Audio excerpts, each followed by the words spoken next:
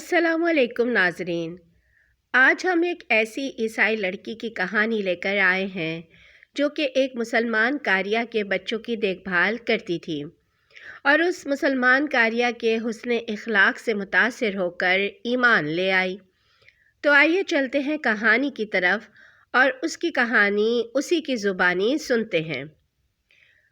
Today is going to be my convert-revert story, how I came to Islam, and basically, what brought me here, what made me want to become Muslim, and so on. So I guess just before I begin, to clarify what people mean when they say convert or revert. In Islam, we believe that we are all born Muslim.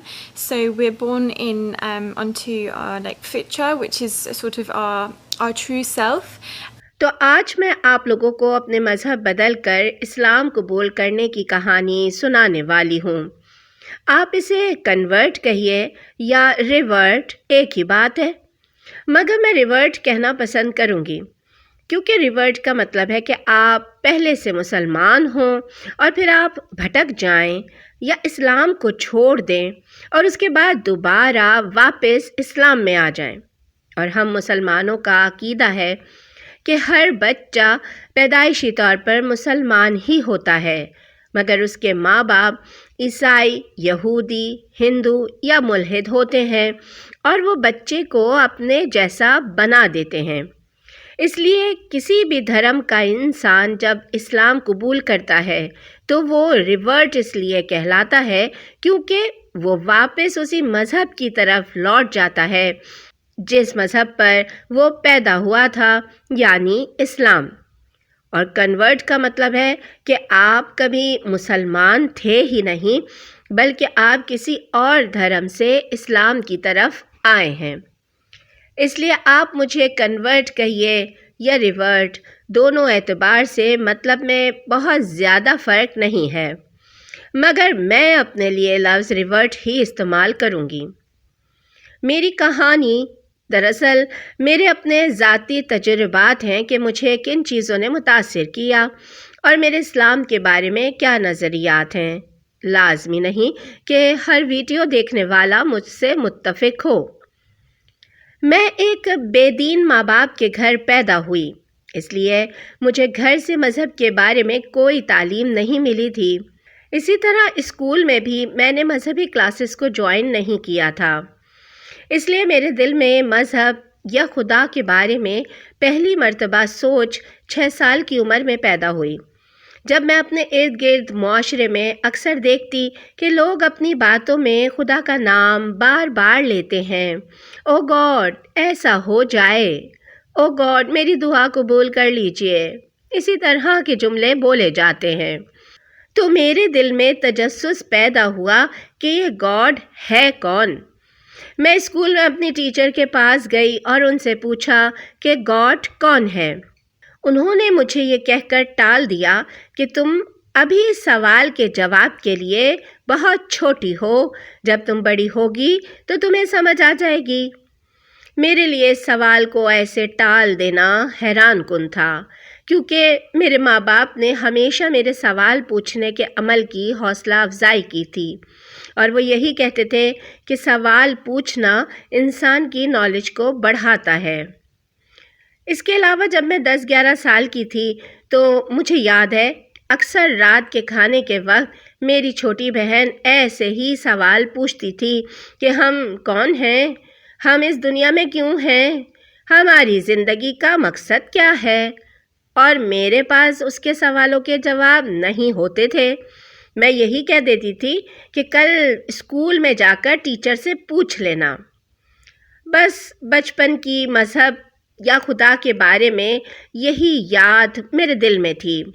اس کے علاوہ مجھے نہیں یاد کہ میری زندگی میں کبھی مذہب یا خدا کا کبھی کوئی تذکرہ بھی رہا ہوگا۔ اس طرح میری زندگی کے 22 سال گزرے جس میں مذہب یا روحانیت کا کوئی ذکر تک نہیں تھا۔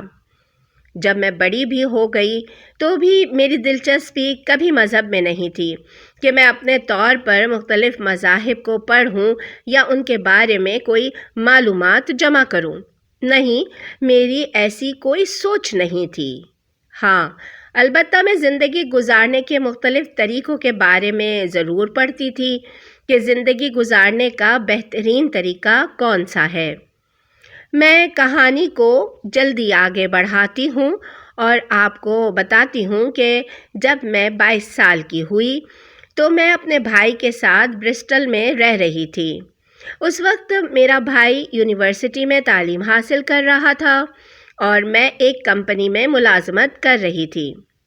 یہاں میرے محلے میں ایک مسلمان خاتون رہتی تھیں جس کی عمر اس وقت لگ بھگ 30 سے 32 سال ہوگی۔ اگرچہ وہ عمر میں مجھ سے بڑی تھیں مگر ہماری اچھی دوستی ہو گئی تھی۔ وہ 2 بچوں کی ماں تھیں۔ وہ ایک قاریہ تھیں یعنی کہ قرآن پڑھانے والی ٹیچر۔ انہوں نے مجھے پارٹ ٹائم جاب آفر کی کہ وہ شام میں 3 گھنٹے آن لائن قرآن کی کلاس لیتی ہیں اور اس دوران ان کے شوہر جاب پر ہوتے ہیں، اس لیے ان 3 گھنٹوں میں بچوں کا خیال رکھنے والا کوئی نہیں تھا۔ مجھے ان کے بچوں کا خیال رکھنا ہے کہ ان 3 گھنٹوں کے دوران ان کو کھلونوں وغیرہ میں مصروف رکھوں تاکہ وہ اس لیڈی کو کلاس کے دوران ڈسٹرب نہ کریں۔ بلا شبہ میرے اللہ مجھے ہدایت دینا چاہتے تھے اور میرے اللہ مجھے اپنی طرف آنے والے راستے کی طرف چلا رہے تھے۔ یہی وجہ تھی کہ میری ان خاتون سے سلام دعا ہوئی اور انہی کے پاس مجھے اچھی پارٹ ٹائم جاب بھی مل گئی جو کہ آگے جا کر میرے اسلام قبول کرنے کی وجہ بنی۔ اس طرح میں اس خاتون کے بچوں کے لیے بیبی سٹر کا کام کرنے لگی جو کہ ماشاءاللہ بہت ہی پیارے، لونگ اور جلد ہی گھل مل جانے والے بچے تھے۔ اس لیے میرا جلد ہی ان بچوں کے ساتھ دل لگ گیا اور مجھے اپنی یہ جاب بہت ہی مزہ دینے لگی۔ میں اپنی آفس جاب سے زیادہ شام کے ان 3 گھنٹوں کو انجوائے کرتی تھی، بلکہ اگر میں یہ کہوں تو غلط نہ ہوگا کہ یہ 3 گھنٹے میری دن بھر کی تھکان اتار دیتے تھے۔ کچھ ہی عرصے بعد مجھے پتہ چلا کہ ان خاتون کے شوہر ایک سفید فام برطانوی تھے جنہوں نے مذہب بدل کر اسلام قبول کیا تھا۔ میں حیران تھی کہ کیا کوئی انسان اپنا دھرم بدل کر اسلام قبول کر سکتا ہے؟ میرے لیے یہ بات کافی حیران کن تھی اور شروع میں ناقابل یقین بھی۔ جب میں نے اپنے بھائی کو یہ بات بتائی تو اس نے بھی کہا کہ اس نے پہلے بھی ایسی 1-2 کہانیاں سنی ہیں جہاں لوگ اپنا دھرم چھوڑ کر مسلمان بن گئے ہیں۔ میں روزانہ شام میں 3 گھنٹے اس قرآن ٹیچر کے گھر جاتی اور اس کے بچوں کا خیال رکھتی۔ اس دوران وہ کئی لوگوں کو آن لائن قرآن پڑھاتی۔ اگرچہ مجھے اس عربی کتاب سے پڑھائی جانے والی چیزوں کا کوئی ایک لفظ سمجھ نہیں آتا تھا مگر مجھے بہرحال قرآن مجید کی تلاوت سننا بہت اچھا لگتا تھا۔ اس کے الفاظ میں جادو تھا اور جس انداز سے اسے پڑھا جاتا ہے وہ بہت ہی دل نشین ہے۔ مجھے ان بچوں سے محبت ہو گئی تھی کیونکہ وہ تھے ہی بہت محبت کرنے والے بچے۔ اس کے ساتھ ساتھ مجھے ان کے گھر کا ماحول بھی بہت پسند تھا۔ مگر شروع کے 4-5 مہینے ایسے ہی گزرے کہ جیسے ہی وہ قرآن پڑھا کر فارغ ہوتی وہ مجھے فوراً چھٹی دے دیتی اور میں گھر چلی آتی۔ کبھی ایسا موقع ہی نہیں ملا کہ میں فارغ ہو کر اس خاتون کے ساتھ بیٹھوں اور گپ شپ لگاؤں یا اسلام کے بارے میں کوئی سوال پوچھوں۔ جیسا کہ میں نے پہلے بھی آپ کو بتایا کہ بچپن سے میری تربیت ہی ایسے ہوئی تھی کہ مذہب ہمارے گھر میں کوئی قابل ذکر ٹاپک تھا ہی نہیں، تو اس اعتبار سے میں پہلی مرتبہ کسی مذہبی ماحول میں وقت گزار رہی تھی اور یقین جانیے یہ پہلا تجربہ ہی بہت شاندار تھا۔ میرا دل کرتا تھا کہ میں اس ماحول میں زیادہ سے زیادہ وقت گزاروں۔ مجھے نہیں پتا تھا کہ اسلام کیا ہے، میں نہ ہی اس کے بنیادی عقائد اور احکامات کی کوئی نالج رکھتی تھی، نہ مجھے اس کی عبادات کا کچھ پتا تھا۔ حتیٰ کہ مجھے تو یہ بھی نہیں پتا تھا کہ یہ کس خدا کی عبادت کرتے ہیں۔ میں صرف اس روحانی ماحول سے متاثر تھی جو کہ میں ان کے گھر پر محسوس کرتی تھی۔ تو کبھی کبھار ایسا ہوتا کہ وہ مجھے اپنی کار پر پک اینڈ ڈراپ بھی دے دیتی تھیں۔ اسی طرح میں ایک دن ان کے ساتھ ان کی کار میں بیٹھی ان کے گھر جا رہی تھی کہ میں نے ان سے پوچھا کہ آپ اپنے ہسبینڈ کو کیسے اسلام میں لے کر آئیں؟ تو انہوں نے میری بات پر ہنس کر کہا کہ انہیں میں اسلام پر نہیں لے کر آئی، انہوں نے خود اسلام قبول کیا تھا، اور اس کے بعد ہماری ایک اور اسلامک اسکالر کے ذریعے جان پہچان ہوئی اور ہم نے باقاعدہ شادی کر لی۔ پھر اس شام انہوں نے کلاسز سے فارغ ہو کر مجھے چائے آفر کی اور ہم کافی دیر بیٹھے رہے اور وہ مجھے اپنے ہسبینڈ کے اسلام قبول کرنے کا قصہ سناتی رہیں۔ اس بات سے قطع نظر کہ میں ان کے بچوں کا خیال رکھنے والی ملازمہ تھی، ہمارے اچھے دوستانہ تعلقات بن گئے تھے، اور میں محسوس کرتی تھی کہ ان کا اور ان کے بچوں کا رویہ میرے ساتھ بہت ہی گرم جوشی والا ہوتا تھا۔ میں ان سب کے درمیان ایک فیملی ممبر کی طرح رچ بس گئی تھی۔ اب اکثر ہماری کام کے بعد بھی کئی گھنٹوں بیٹھک رہتی، مگر کوئی خصوصی اسلامی لیکچر ٹائپ گفتگو نہیں ہوتی تھی۔ عمومی زندگی کے بارے میں باتیں ہوتیں اور میں محسوس کرتی کہ وہ جو اسلامی زندگی گزار رہے تھے، میرا مطلب ہے کہ اسلام جیسی زندگی گزارنے کا حکم دیتا ہے، وہ ایک بہت ہی شاندار طرز زندگی ہے۔ میں جب ان کے گھر جاتی تو کوشش کرتی کہ ان کے گھر سے جتنی زیادہ روحانیت اپنے اندر جذب کر سکتی ہوں کر لوں، کیونکہ یہاں سے جانے کے بعد پھر یہ ماحول مجھے اپنے گھر پر نہیں ملے گا۔ اس کے ساتھ ساتھ میرا اسلام کے بارے میں نالج حاصل کرنے کا سفر بھی جاری تھا۔ اسی طرح ایک دن وہ مجھے پک کرنے آئیں اور میں ان کے ساتھ ان کی کار میں ان کے گھر کی طرف جا رہی تھی کہ میں نے ان سے کہا، آپ کو پتہ ہے میں ایک چیز سے بہت زیادہ ڈرتی ہوں۔ انہوں نے حیرانگی سے مجھ سے پوچھا کہ کس چیز کا خوف ہے تمہیں؟ میں نے کہا یہی کہ یہ سب سپنا تو نہیں، کہیں ایسا نہ ہو کہ ایک دم میری آنکھ کھلے اور مجھے پتہ چلے نہ آپ ہیں، نہ آپ کا گھر، نہ بچے، اور یہ سب سپنا تھا؟ یا کہیں ایسا تو نہیں کہ کسی دن آپ سب لوگ اچانک یہاں سے کہیں اور چلے جائیں؟ پتہ نہیں کیوں میں آپ لوگوں کو کھونے سے ڈرتی ہوں۔ یہ جو سکون مجھے آپ کے گھر ملتا ہے میں اسے کھونا نہیں چاہتی۔ مجھے جو خدا سے کنیکشن آپ کے گھر محسوس ہوتا ہے میں وہ کنیکشن نہیں کھونا چاہتی۔ میں نہیں جانتی کہ خدا کون ہے اور خدا پر ایمان کیا چیز ہے، مگر پھر بھی میرے اندر اس ایمان کو حاصل کرنے کی طلب ہے۔ مجھے نہیں پتا اس فیلنگ کو میں کیسے بیان کروں، مگر آپ کے ساتھ آپ کے پاس مجھے کچھ ایسی چیز محسوس ہوتی ہے جو میں سمجھتی ہوں کہ آپ نہیں ہوں گی تو میں اسے کھو دوں گی۔ انہوں نے میری بات سن کر کہا، جو سکون تم ہمارے گھر میں محسوس کرتی ہو، اگر اسے ہمیشہ ہمیشہ کے لیے اپنی زندگی میں حاصل کرنا چاہتی ہو تو شہادت کے کلمات پڑھو اور اسلام قبول کر لو۔ یہ دراصل ایک اوتھ ہوتا ہے، ایک ایگریمنٹ ہوتا ہے جس میں انسان یہ ڈکلیریشن دیتا ہے کہ وہ اللہ یعنی گاڈ پر ایمان رکھتا ہے اور اس کے علاوہ کسی کو عبادت کے لائق نہیں سمجھتا، اور محمد صلی اللہ علیہ وآلہ وسلم کو اللہ کا سچا اور آخری نبی مانتا ہے۔ تم بس یہ کلمہ شہادت پڑھو اور اسلام قبول کر لو۔ میں نے کہا کیا واقعی؟ کیا یہ سب اتنا ہی آسان ہے؟ انہوں نے کہا ہاں یہ اتنا ہی آسان ہے۔ میں نے کہا ہاں میں یہ کرنا تو چاہتی تھی، مگر میرا ارادہ اتنی جلدی اسلام قبول کرنے کا نہیں تھا، مجھے ابھی کچھ مزید نالج حاصل کرنی ہے۔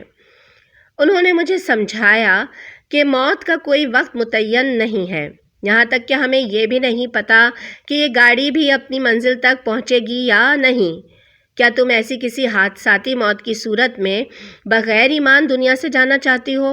میں نے کہا آپ کی ہاں یہ بات تو درست ہے، تو کیا یہ ممکن ہے کہ بغیر پوری نالج حاصل کیے میں اسلام قبول کر سکتی ہوں؟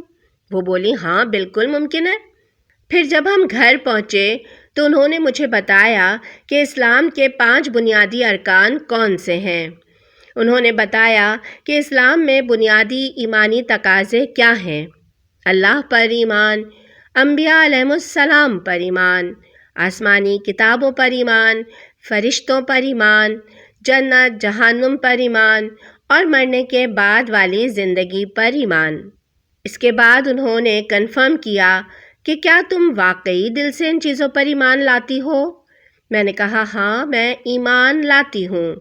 پھر انہوں نے پہلے مجھے عربی میں کلمہ شہادت پڑھایا، بعد میں انگلش ترجمہ پڑھایا۔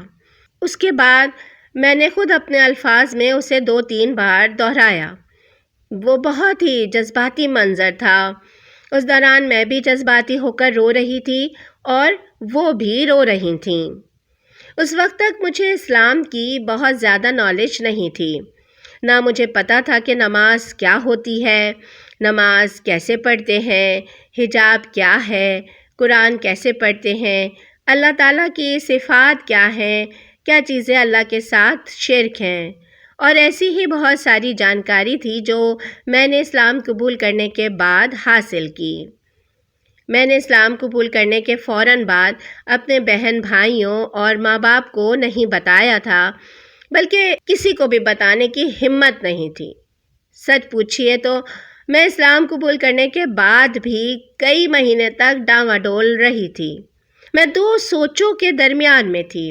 ایک سوچ کہتی کہ تم نے بالکل ٹھیک فیصلہ کیا ہے، اور دوسری کہتی کہ نہیں، ابھی اس کا ٹائم نہیں آیا تھا، تم نے جلد بازی میں فیصلہ کر لیا۔ کبھی مجھے شیطان بہکاتا کہ تم نے اپنے ماں باپ سے، اپنے کلچر سے غداری کی ہے، تم جذباتی ہو کر جلد بازی کر بیٹھیں۔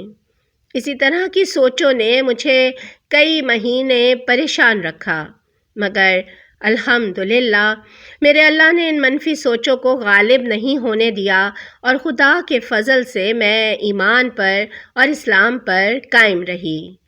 آہستہ آہستہ میں نے نماز سیکھ لی، میں دن رات اسلام کی نالج حاصل کرنے لگی، اور میں جیسے جیسے اسلام کی نالج حاصل کرتی گئی میرا اسلام پر ایمان مضبوط ہوتا چلا گیا۔ اس کے علاوہ میرے ارد گرد موجود بہت سارے نان مسلمز مجھ سے ایک سوال پوچھتے ہیں کہ تمہیں اسلام میں کیا پسند ہے؟